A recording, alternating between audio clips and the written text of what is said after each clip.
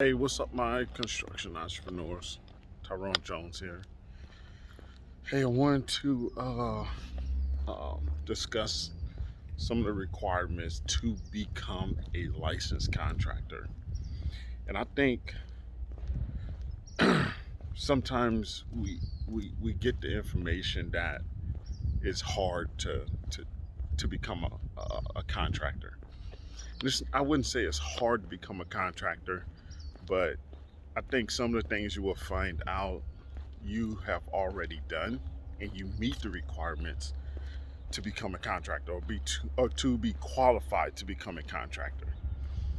And sometimes it's a little tough. Sometimes depending on um, if your application gets red flagged or they require more answers to questions, and they want to inquire a little bit more into your background, your experience, and such.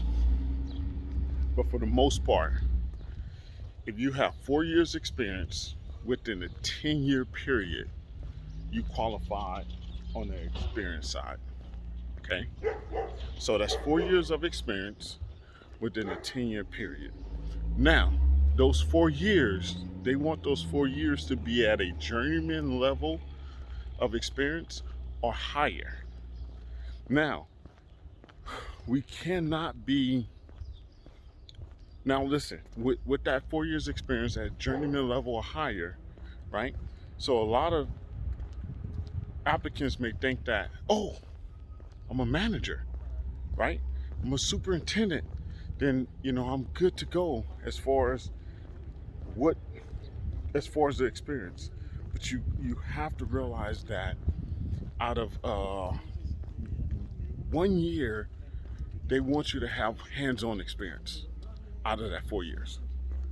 So even though you have journeyman level higher of experience, you can't just say for 4 years I managed crews. For 4 years I've been supervising jobs. You have to show that out of those 4 years, a year of it was hands-on experience. So, and that's how your application, right? Explaining that within your experience or having the person that's verifying your experience explain at least a year of it was you actually doing work. Okay. And if you're already superintendent, project manager, you can easily explain that, especially if you've been in that position for, over 4 years. Okay. They do not check your financial status. A lot of us think like, oh, shucks, they're going to check my financial status. They're going to look at my credit. They're going to look at my bank account. Here in California, as of now, they're not doing that. So you come next year or year after that, I don't know. I don't know where things are going to go or how things are going to, become a lot more stricter. Um, so let's hope they don't get to that. Okay. Now, there's also a issue I run into a lot now. I haven't had the opportunity to do applications for any of these applicants, but there's individuals out there that are 18 years old, right? And if you're 18 years old, um, a lot of times your application will be flagged.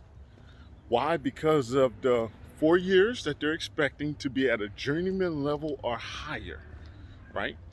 Now, now they're not asking for you to go through some type of union training to be recognized as a journeyman. That's great. They do accept that. Okay, if you completed a apprenticeship program, then that's great. You can show them that. But they're not requiring you to go through an apprenticeship program to be recognized as a journeyman. Okay, so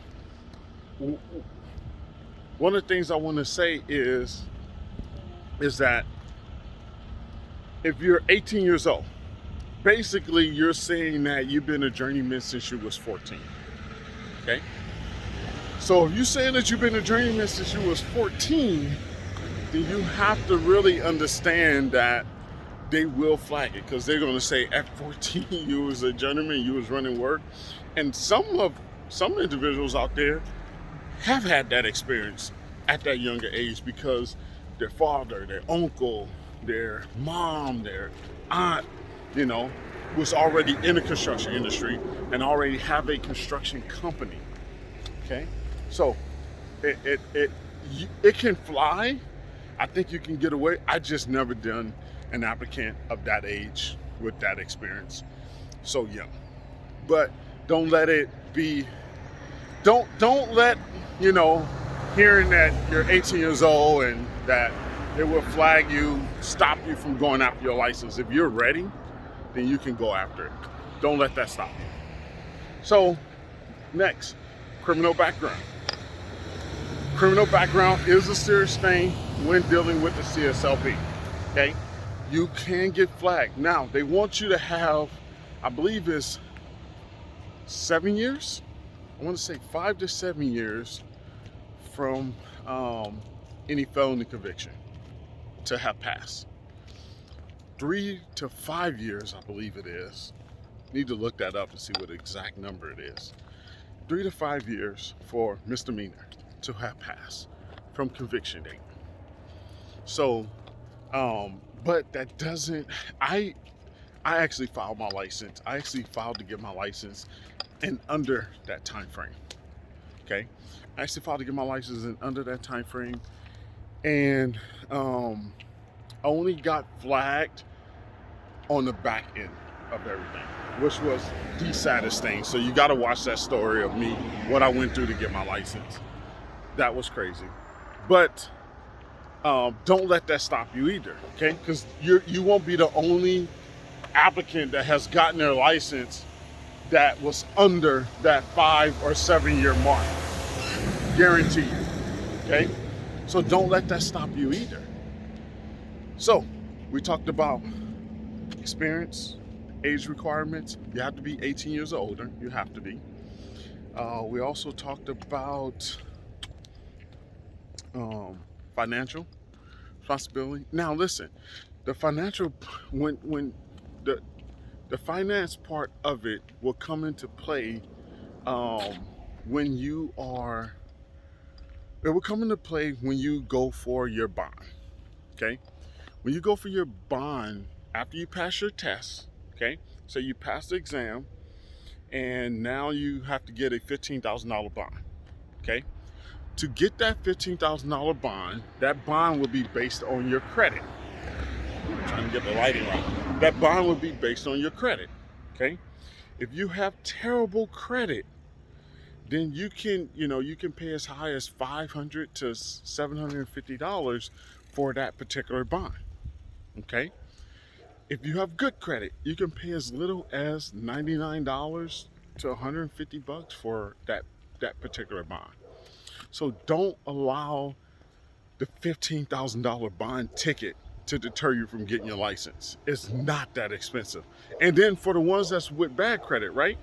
And say that you got to pay the $500 to $700, you can do installments. You don't have to pay all that up at once. You can actually do installments. So don't let that hold you back. Okay? We get a lot of talk about insurances, wanting insurances, and insurance is too expensive, and that's holding people back. Don't let the talk about insurance hold you back either. You can have a sole prop contractor's license and not have all that insurance. Okay, you can have your bond, and if you want to stay doing small type work where they don't require you to have insurance, a lot of residential doesn't require you to have insurance, then if you want to take that chance and roll like that, there's plenty of us out there that's doing that. So you don't even have to have insurance. Okay, matter of fact, you can go for your license and not even have to start your company at that time. You can wait to start your company. You don't have to start your company right now, but it's great to have your license for when you're ready to start it, you can. Now, I think the next biggest thing with stopping people from getting their license is because of a lot of us went for our licenses while becoming a tradesman, a lot of us have not been put in the opportunity or have been put in the places to learn about the admin side of the business. So a lot of tradesmen worry about, how do I find these jobs? How do I estimate these jobs? How do I figure out these numbers? How do I calculate these things? I think that's one of the biggest things that stop individuals from going to go get their license, is figuring out how to grow that business. Well, it's just like how you learn how to form set, how you learn how to wire receptacle, how you learn how to put a P-trap on, how you learn how to string a line out, how you learn to build a wall, drywall. It takes time. It takes putting yourself in those uncomfortable situations so you can learn about those things. That's what it takes. Okay? So it takes you going out and gaining that knowledge, just like you gain the knowledge for your trade. And sometimes when you was gaining that knowledge, it was an uncomfortable situation. Sometimes you was around people that knew more than you, that made you uncomfortable. Okay? Sometimes you was around people that knew more than you, that shared with you, that made you feel comfortable. You're going to have those same situations when you're going to seek knowledge about how to run your actual business, how to find jobs for this actual, once you get your license. Okay?